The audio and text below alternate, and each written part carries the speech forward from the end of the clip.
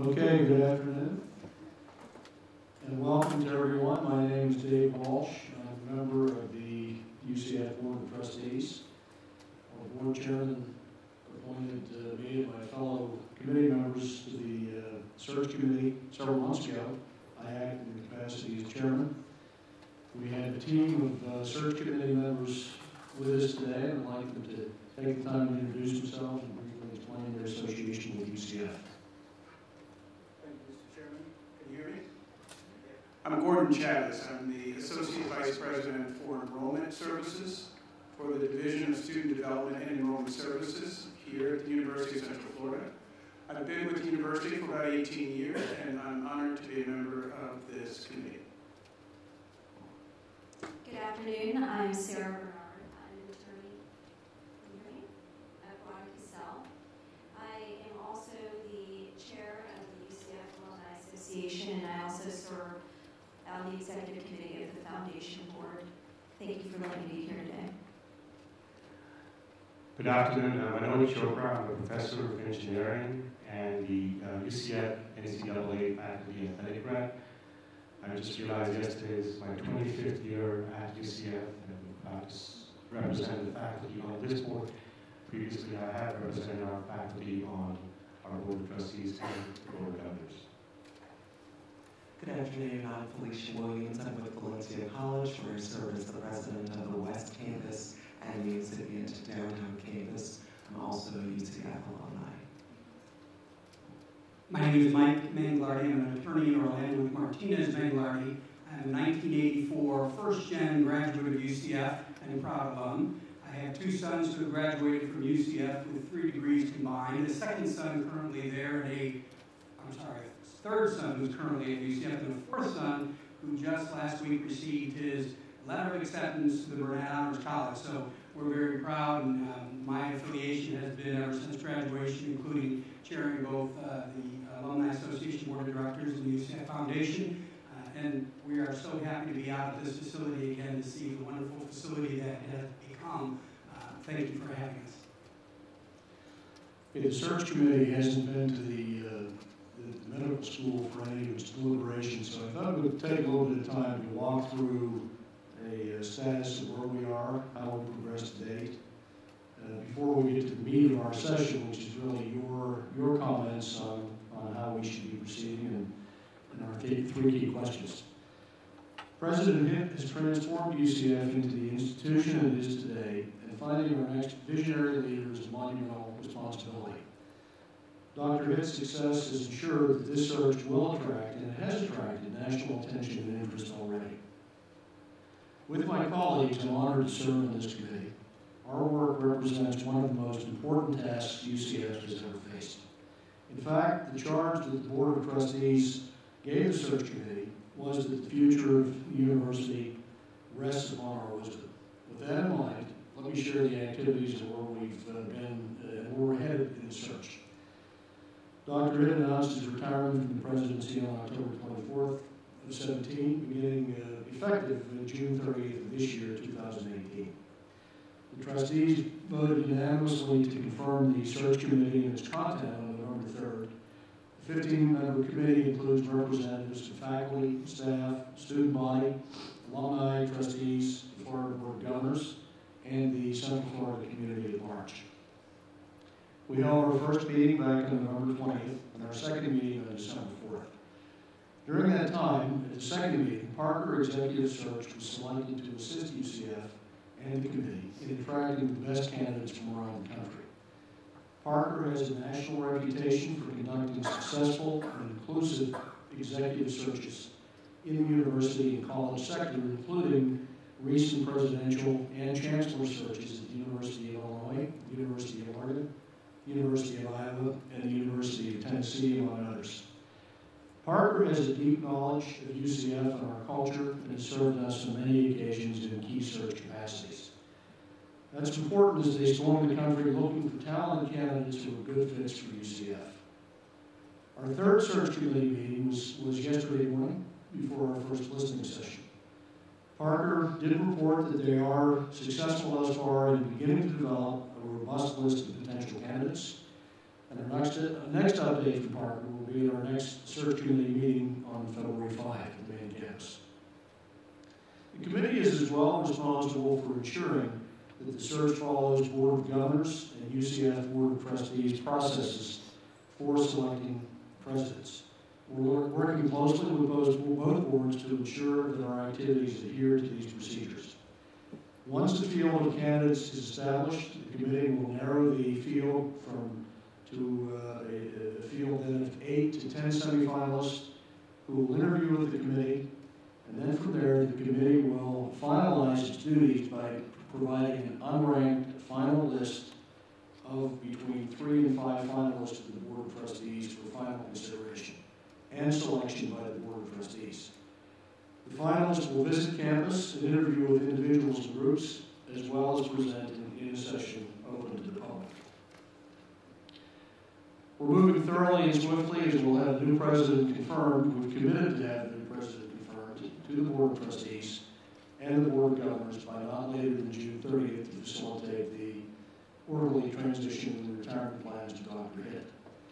So please take note, for more information, quite a bit of depth, we have a presidential search website, and it's the best source for ongoing news and updates about the search, including this meeting. We posted, this meeting is not being video streamed live, but it's being taped, so it will be posted subsequently on the website. It's ucf.edu/president search. Contains stories, search policies, meeting minutes, videos, and more. We believe the best search is one that's comprehensive, transparent, and inclusive, and that's why your feedback to this process is so vitally important. This is a listening session, so please share your thoughts on the challenges UCF needs to address in the future, what qualifications the next president should have, and then why someone would like to come here to be UCF's next president. We're really not here to debate. There are no wrong observations. There are none that we would necessarily agree or disagree with, because they are what they are, and we need to be comprehending them, taking careful note of them, and using them in our consideration. So there really is there's immunity for all. Doesn't matter what the comment is, please bring it forward. But if you can, expository statements are better than questions. So each speaker will have 3 minutes. Then we'll have a little bit of time for the next speaker. If there are any groups who wish to speak, please try to progress rapidly so we provide ample time for everyone that wants to make some comments. And as I said, we're being recorded to be later posted on the presidential search website. I would ask everyone who wants to make some comments, please come down to the mic. We only have one mic. It's down in front of here, so if you would come down to the microphone and feel free to use it. And go forward. So with that, thank you for coming, taking keen interest in this. I'd like to thank my committee members for taking the time to do 4 of these. This is our final listening session. So let the session begin, and if we have a first speaker with comments about the process. Yes, sir. If you don't mind, you don't have to answer your name and association with the university.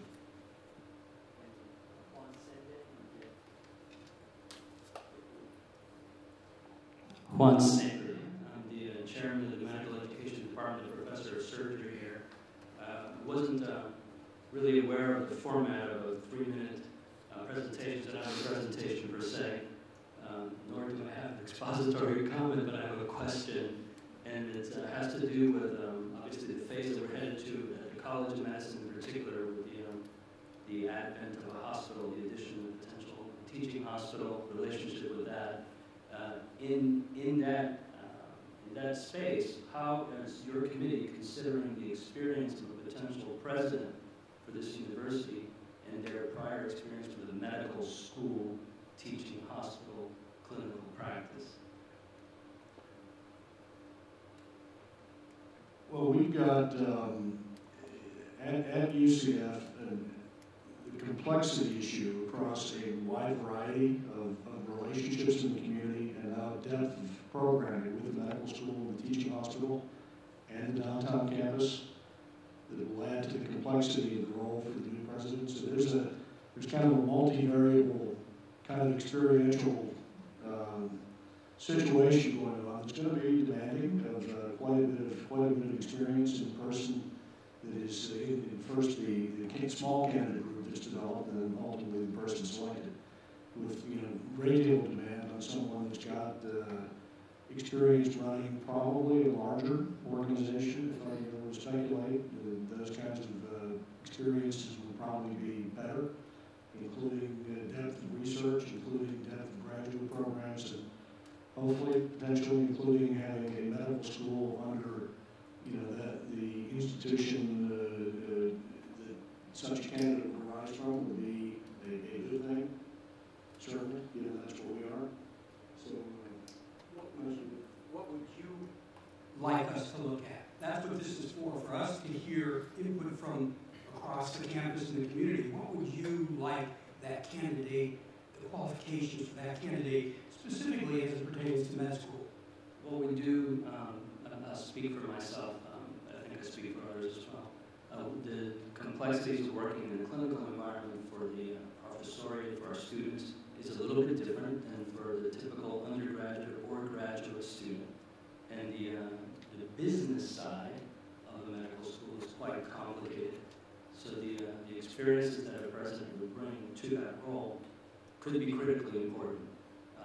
And not only that, we're at a nascent point in developing a hospital-late relationship. It's not exactly like parachuting into a university where a hospital has existed for 100 years. So I think, and I speak for myself, and anybody else can counter that, we'd love to see somebody who has experience with a medical school, a hospital, clinical system, who can add to the meat here, to the metal. Okay, thank you.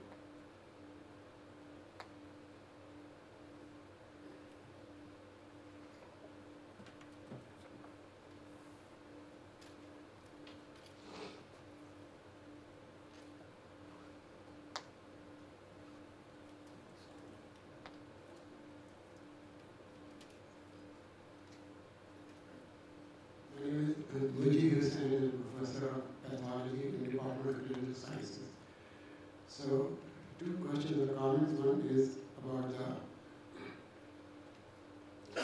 the president should be very much familiar with and experienced with the academic health science center. That would be important considering this is an evolving program venture at our university. Second is, it is my understanding that UCF College of Medicine Hospital would be in conjunction with a for-profit healthcare system.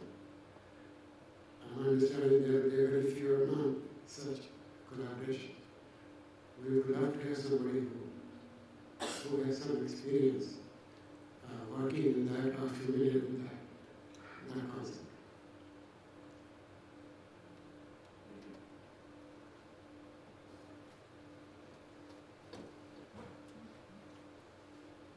Good afternoon, Judy Simpson. I'm an adolescent gynecologist faculty here, very involved in community engagement. How the university until now is prided itself on development of many community partners.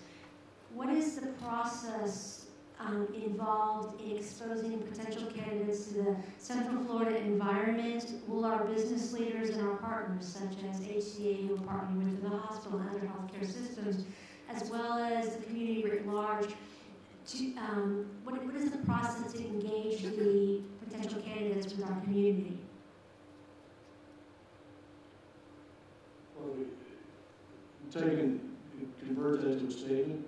You're really seeking that we expose candidates once they get down to the interview and regional overview stage to some of our key partners. And I think it's very important that they're involved with our key partners, not only in medicine, but in the business world, with the Space Coast, of course, because we've always been tightly involved with NASA and the space industry, honestly, with our politicians and the political environment in Central Florida, because we have a very unique lively state.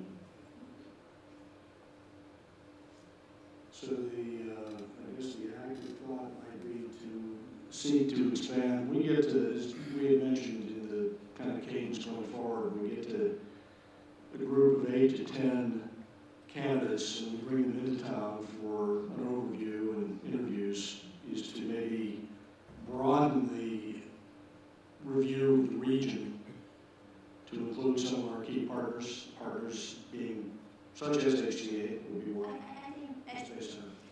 I see our institution, maybe this is just my own personal perception, as being really much more part of our community rather than a university located in Central Florida. We're really a part of Central Florida, and we partner with nonprofits, we partner with environment, we partner with business, and having somebody that comes in with that same spirit is really, I think, going to be vital to the success of our institution. How a candidate engages with our community partners, I think, will be an excellent reflection on how they can engage and promote the programs that we have here. That's how we've grown. Excellent thought. Thank you. Hello, I'm Saleh Rahman, Interim Assistant Dean for Diversity and Inclusion, also Professor of Medicine in the Medical Education Department. I have a question to the committee. UCF has long-standing reputation in diversity and inclusion, and President Heath championed in many areas. One of those would be diversity and inclusion. In this midst of national politics, how the committee envisioned that our future president will continue the tradition that UCF gained reputation in the national level in diversity and inclusion area. How do you envision the future candidate will uphold, and continue that torch of light? So your basic input is that we assure that a new president has a very appropriate and full sense of diversity and inclusion, continuing the path that we've been on, the beyond. Absolutely. Is there any mechanism, any input that we can provide? I know that committee definitely will look into those matters very diligently. We have that confidence on you. At the same time, considering the overall national environment, I just want to re-emphasize on that point that our future leader can uphold the tradition that we had for long standing. I would want to clarify that we would love to have a Q&A with you because we have our opinions on this, but the nature of these sessions is listening sessions. And so while you're raising questions, I think to be fair to the other 3 sessions we've had, if you, again, just tell us what you would like us to do, we'll make the notes and we'll definitely deliberate that in our meetings. But I think it would be difficult for us to answer those questions this time, if you understand. Sure. As you mentioned that, we want to make sure we've been here at the committee and we kind of want the explanation, like when you look for a candidate, what would be the processes to understand that our future leader will be just like our past or going to be past president who championed in this area. And as I say, like UCF gained national reputation in terms of diversity and inclusion, and we make sure that it continue. So I'm talking about the processes that you may consider to see in a candidate. Okay. Thank you very much.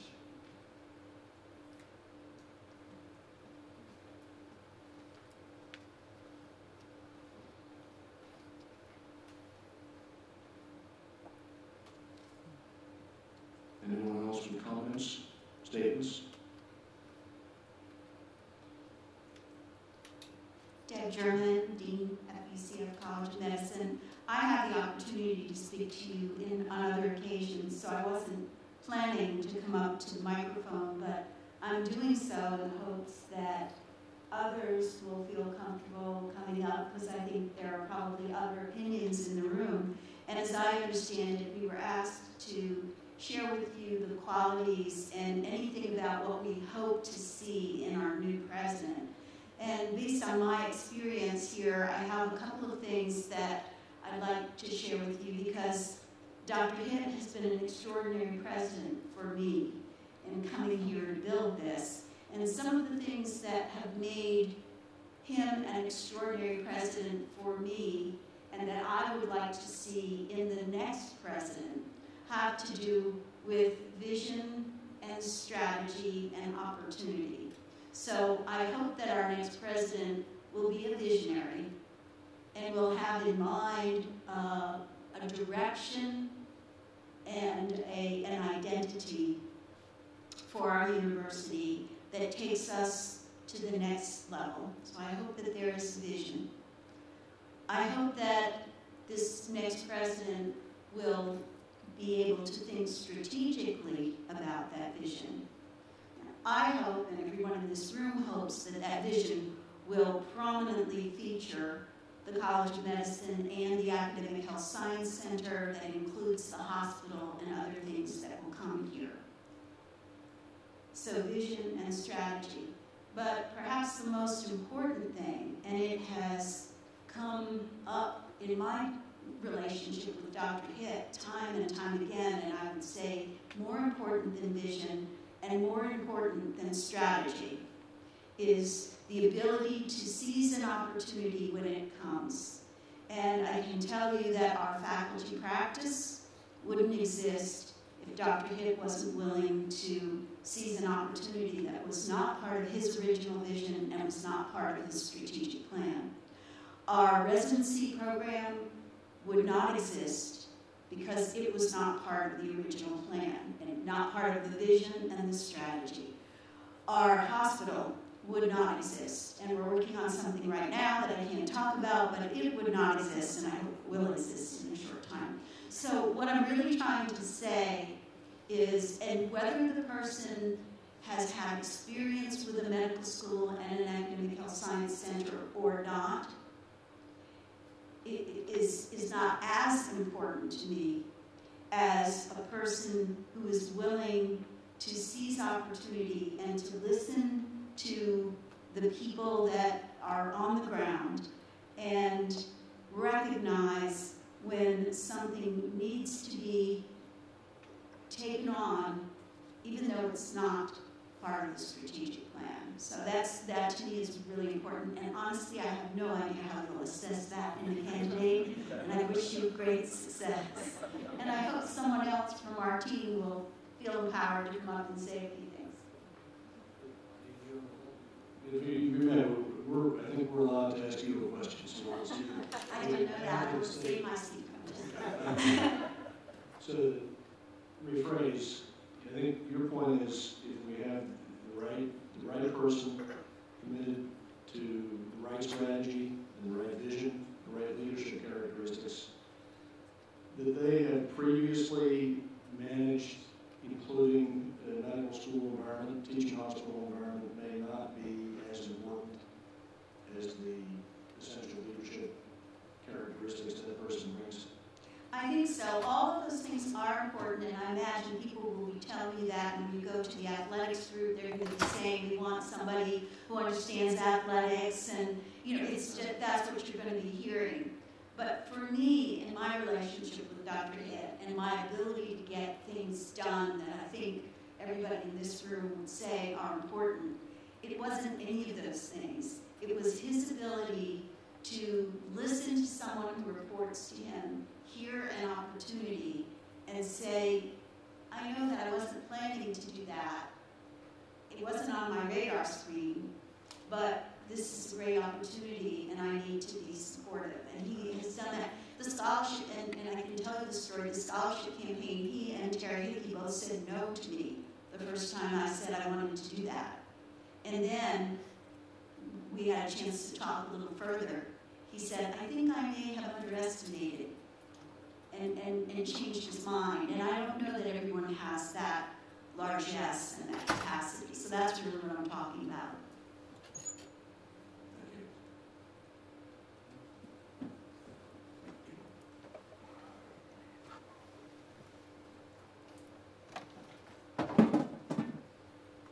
How you doing? My name is Ryan Bell. I work in the Dean's office.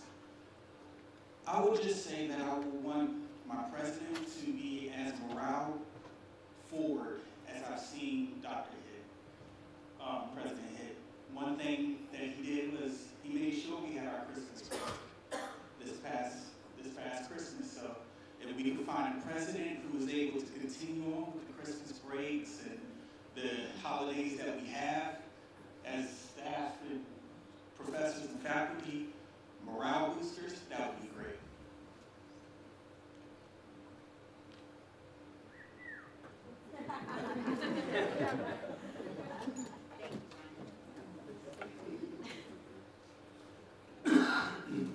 Hi, I'm Mitchell McElroy. I'm a first-year medical student, and I just wanted to say what I mentioned in the hallway earlier, that I would like to see a president who's an academic. First and foremost, I think football programs are great. I think community outreach is great. I think accessibility to education is great, but I really want a president who's going to have research initiatives in all areas, particularly in medicine, in my opinion. I think that might be the ticket to becoming a very strong medical school in the future. I want to be proud that I went here. Thank you.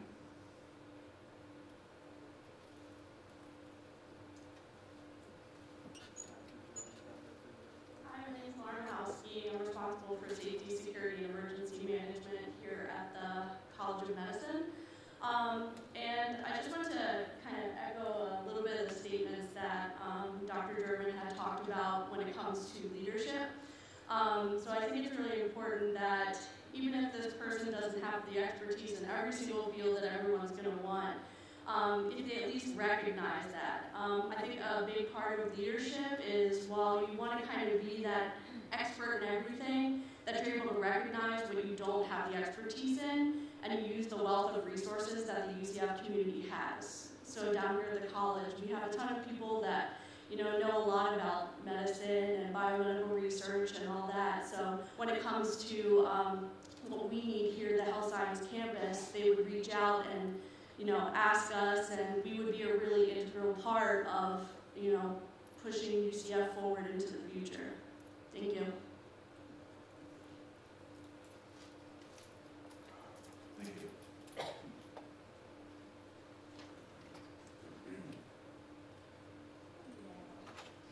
Good afternoon. My name is Carly Thomas, Director for Advancement for the UCF College of Medicine. I've had the pleasure of serving this wonderful university and medical school for the past 10 years, and I also am a graduate of UCF. One of the things, thinking about the next president, one of the things I love so much about President Hitt is he always believed in access to education.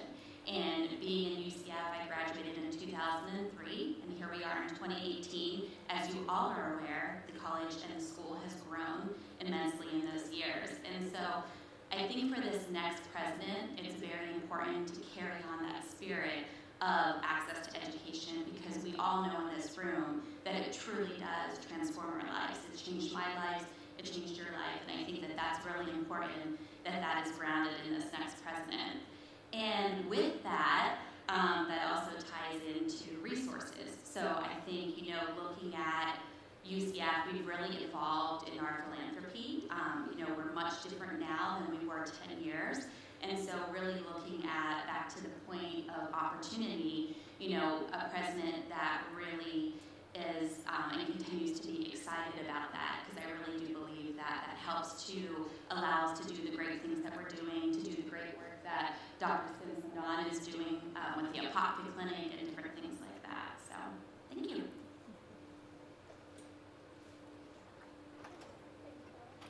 Thank you.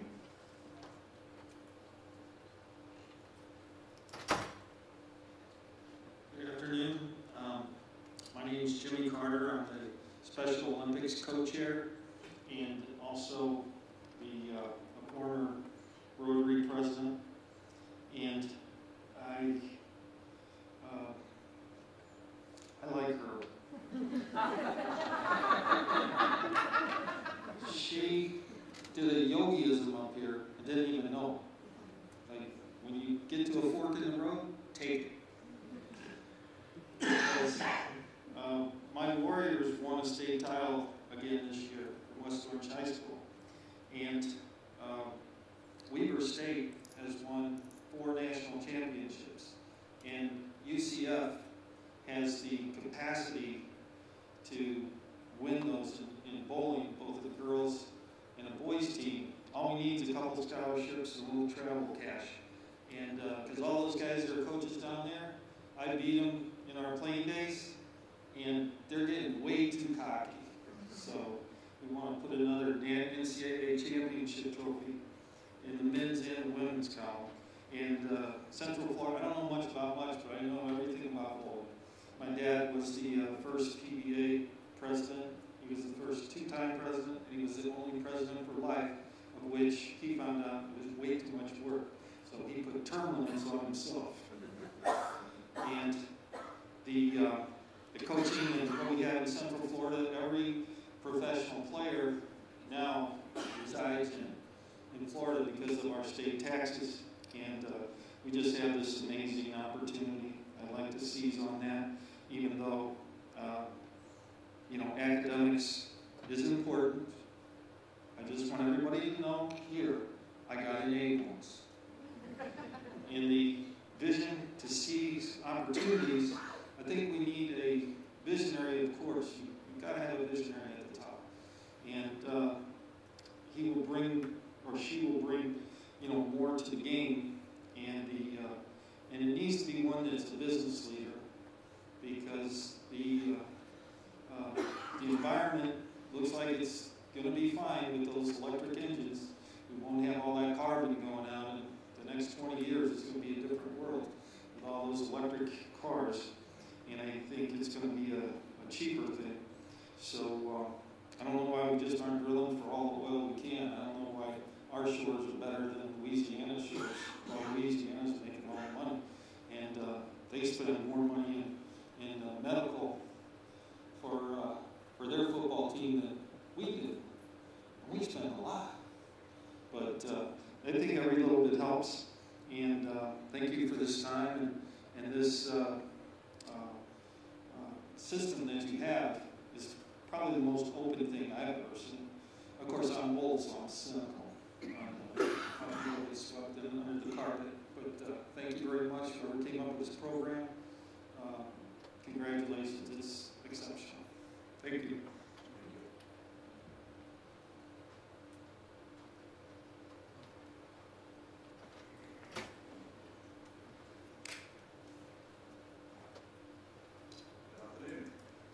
My name is Steve Lambert. I'm a scruffy old faculty member in the College of Medicine. And scruffy old faculty members are the people that are the backbone of this university, the academics. Those of us that are driven by a passion to do research or scholarly activity. Sometimes we don't even know why. And what I would like to see as you bring forward a president is somebody who understands those passions, somebody who has been himself driven by a passion to do research, to undergo scholarly activity, and I would like to see such an individual, somebody that we could hang out with, have a beer, and go over our research with, be brought to the UCF. Thank you.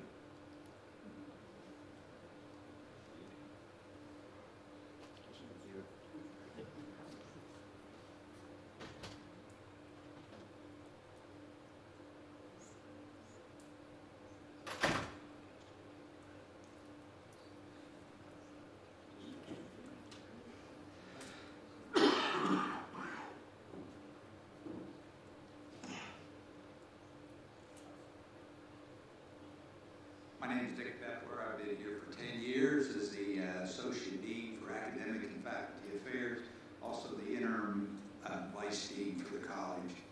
I came here 10 years ago, and I was allowed that first meeting, or first day, to go to Tampa to the Board of Governors meeting because there were some issues being debated about the College of Medicine and residency programs. And I met Dr. Hitt at that time, and I was very impressed and continue to be impressed with the virtues that he has. He sat there in that meeting, he didn't say a lot until right at the end he put his hands together like this, and the words that came forth were magnificent. I'd like to see someone with those virtues. I'd like to see someone, if you look out in the hallway, each class that matriculates in the College of Medicine goes through what a good doctor should be. And I think a lot of those adjectives apply to what the president of UCF should be. I agree with all of my colleagues, the things that they've said this afternoon. Three things that I think that I like to emphasize is I like someone who is more passionate about the institution than their own career. That they have the love for the institution and want to do what's right for the institution and not to foster their career. Number two, I'd like to see someone who's going to stay a while. Now that can be good or bad, but I think having someone that can provide the continuity in the leadership position is very important to an institution. And number three, I'd like to see a risk taker. Thank you. Thank you.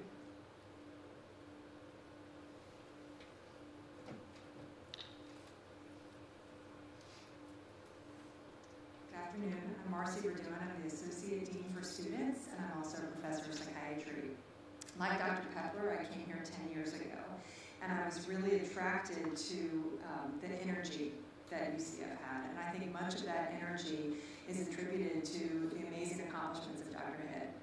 He has been innovative, he's been creative, he thinks outside the box, and so those are some of the things that I would look for in a leader. I would look for someone who likes to think not how do universities do this, but how do we want to do this?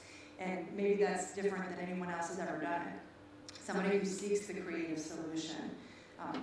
I think flexibility is really important, and Dean German alluded to that, the idea that maybe you're on this one path, but this unique opportunity is made available, and you decide that that seems like the right path to take. I also really value in Dr. Hitt his collaborative leadership style. I think he really recognizes that more heads are better than one. It doesn't have to be his way. He wants to see what is the right decision for the university, and I think that's important.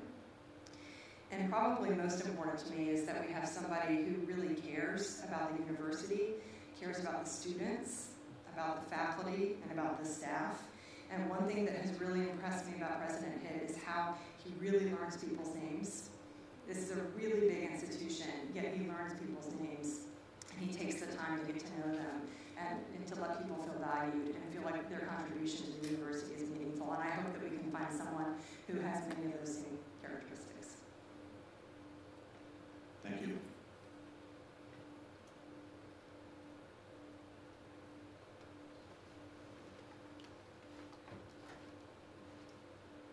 I'm sitting here with Dr. Sindon saying, do you dare me to get up and go through my list here? So start your 3-minute timer because I've been making notes, and it's very intimidating to get up here, and people's voices got really shaky, so I'm trying to get through that before I start.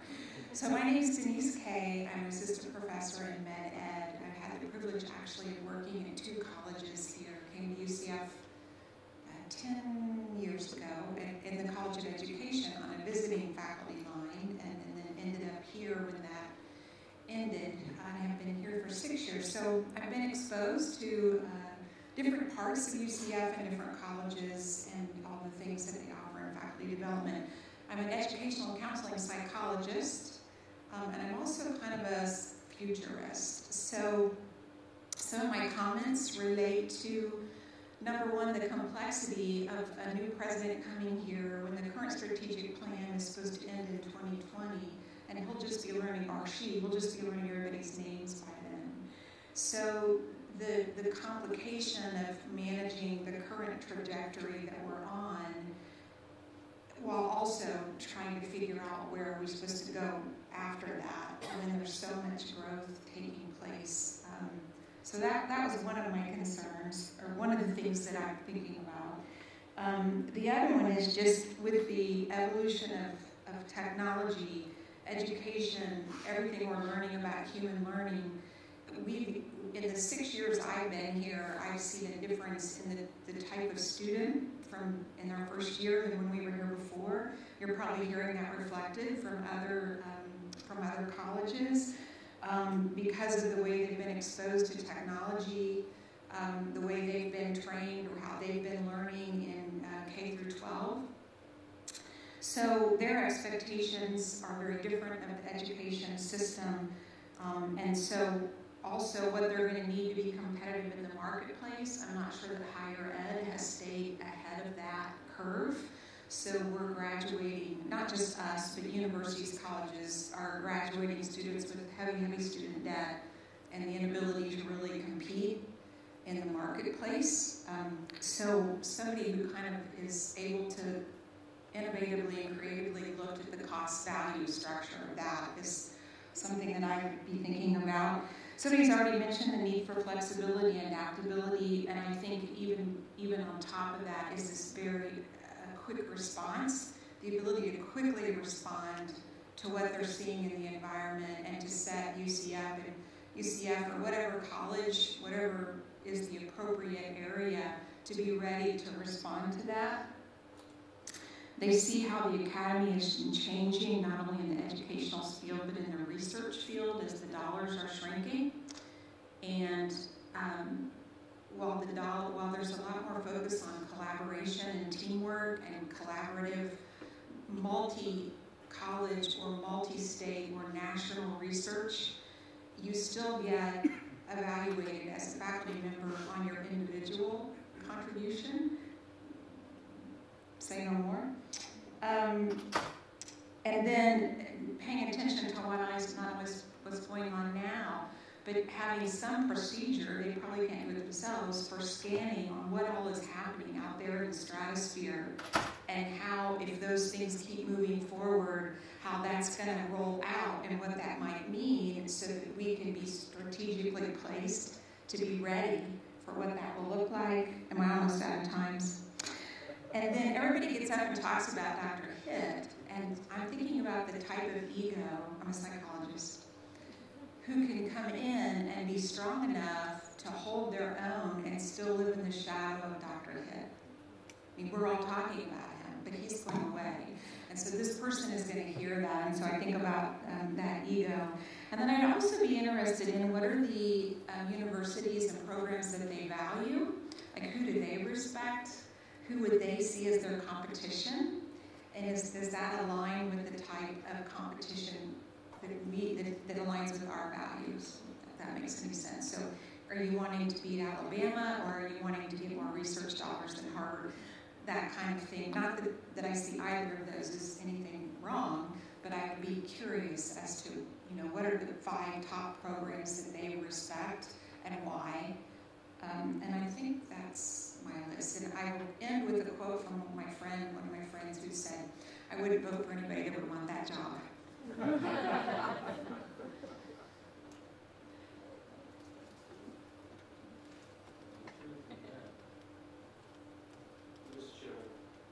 Yes. While I admonish folks for not asking questions, I have to say that was very good input as a faculty member on this committee for us to take, and I will develop questions around those, certainly, to ask the candidates. I think some of the points that you've raised are extremely important for the collective 1,600 faculty that we have here.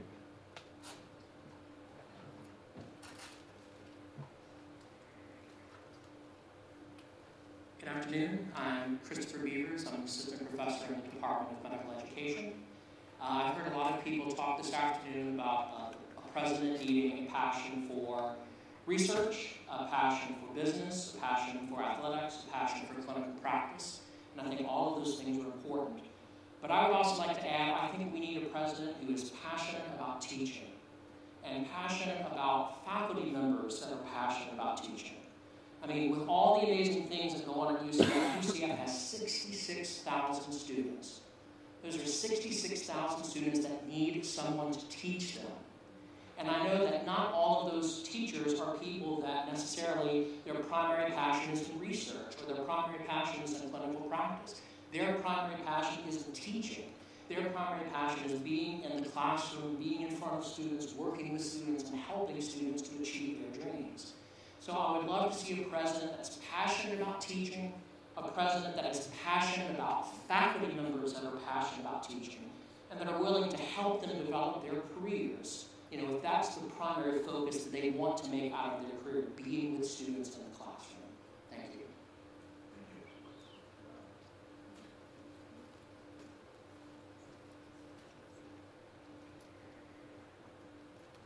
Any more observations, comments?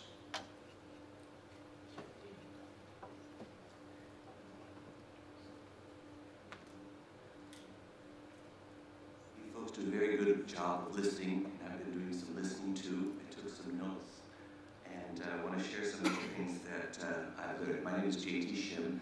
I did one PhD here. They won't let me get another one. I did software design, and the rest of the dissertation they made me do was something very simple. Designers and developers and users work together to develop better software. Part of the problem is requirements elicitation. And as I thought of what Deborah Jones said, visionary and flexible and all that stuff, that's great. But I thought some of the basic things that we need to do that are not those 15 points that we have on that list are things that they need to be ethical, they need to follow rules when are appropriate, but sometimes Kohlberg's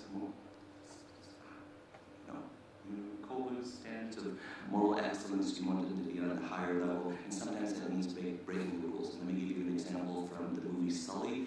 The checklist, you're supposed to follow the checklist, but that was designed for both engines out at 33 or so thousand feet, not at 1,800, whatever altitude they were. And so the Sully turned on the APU at halfway through page 1 instead of waiting to when it was supposed to turn on. That was the right decision to make. So we want somebody that's flexible, appropriately so. One of the,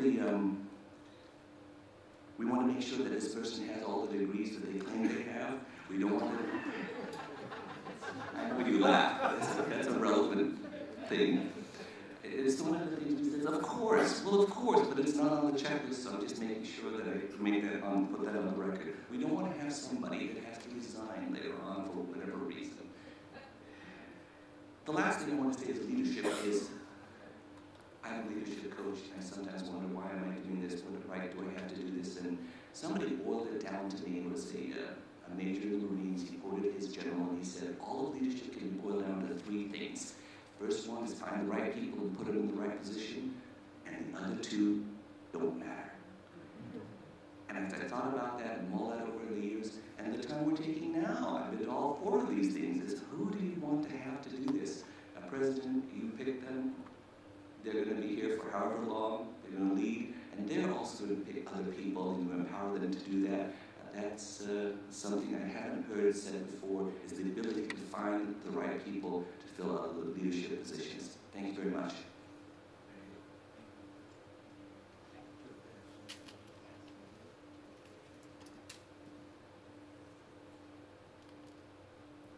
Are there more? Other observations, comments?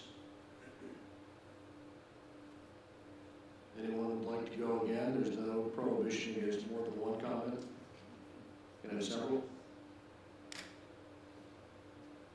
Mr. Chairman, I would encourage you all to go to the website. It is an excellent website.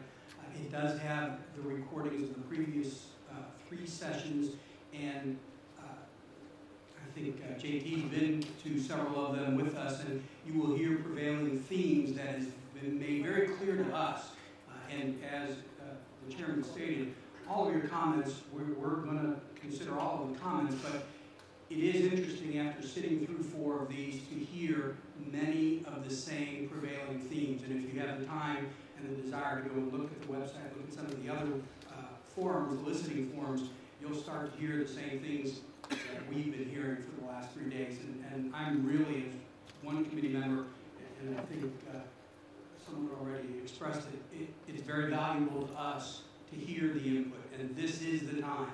And there'll be other opportunities, maybe not as in-depth, but this was the time, and we do appreciate it. Thank you. I know the survey actually closes today. I hope you've had a chance to complete the survey, but if you have not, feel free to reach out. I know the large majority of people here are the faculty. You can reach out to me directly or to Dr. Walters, and we will always, until we hire someone, be open to input from all of you.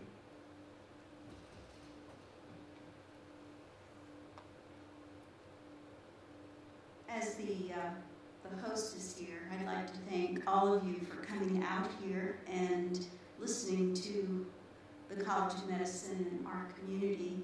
And I also want to thank all of you who attended, whether you made a comment or came to listen. I think this is an important part of our citizenship of the university. And I'm delighted to see so many of you here. I understand that at some of the other meetings there were very few comments and very few people. So I'm appreciating your willingness to come and your willingness to speak. So thank you. Thank you, Deidre, for hosting us. And this has been a truly informative session. A lot of wonderful thoughts and comments made. We stand here to support a very full and open process, a very diverse process. I'll mention, by the way, I'm not sure we've said it before, but part of the classic search process is that all of you associated with the university who have candidates you may wish to nominate, we do stand ready to listen to those and fully embrace those and pass those to the search firm we're using for registration and review. So if, as you continue to walk through your activities, if there are candidates that emerge in your mind to meet the kind of criteria that you happen to articulate or others, please forward them to any member of this committee or to our Department of Search Associates, and they should get a fair hearing. So appreciate you've got that opportunity, as well as, of course, speaking and being heard. So. But anyhow, very, very much appreciate all of you attending this, taking the time to do it, and the thoughtful remarks made. And we'll do all the best to incorporate them in our thinking and our vision of the process forward. So, team, thank you. Thank all of you.